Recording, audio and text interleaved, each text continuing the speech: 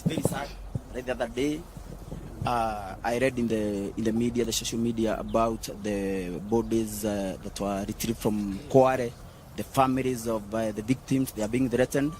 The youths who helped to retrieve the bodies, they are being threatened by the DCI. I think this is uncalled for, and this is what we should stop. I don't know why people should lose their lives for someone to cling to power, for someone to refuse to get out of power. I think people have spoken. The people of Kenya, we saw the protests.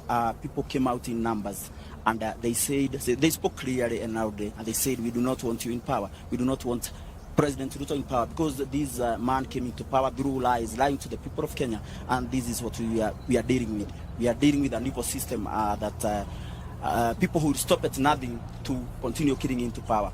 This is the problem that we must deal with squarely and know how to get out of this mess. Good afternoon. My name is Joshua Okayo. I am a student undertaking my advocates training program at the Kenya School of Law, and also the president of the Student Governing Council at that institution.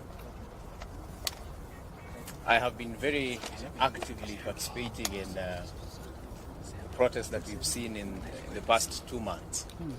And I remember on 18th of June, I met Advocate Wakili Will is here. We were actually with him on the street. And it appears to me that this was history writing itself. I got abducted on 26th of June and was released, or rather when I realized that I was released, that was 28th of June.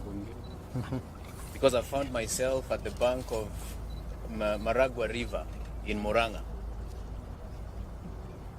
So today I'm here in solidarity with the families, friends, relatives, and everyone else who are related to our brothers and sisters who have since gone missing but have not been found. I am here because this speaks to me. I am here because I identify with the case in question right now. Were it not for efforts like this, were it not for such pressure, probably I would have been found dead.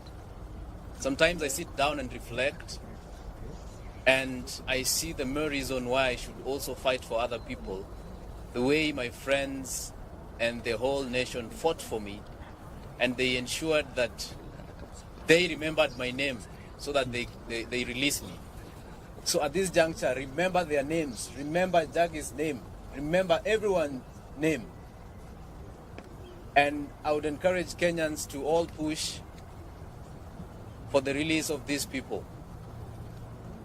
And to William Ruto, the young people are on your case. We are on your case. You have seen people going around the country exposing fraud, exposing theft and corruption. That is just a process to ultimately get you out of office. It might take time,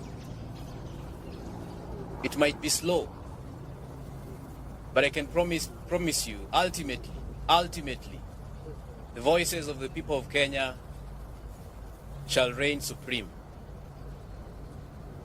I want to say, Paul, to the families, because I know how this affects families. When I was abducted, and it was now 2 days, my family members were in distress.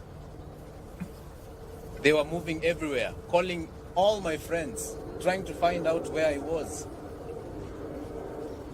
They could do nothing. And you know, the problem is that we have a generation that believes we are very powerless, to the extent that a president cannot be called by name.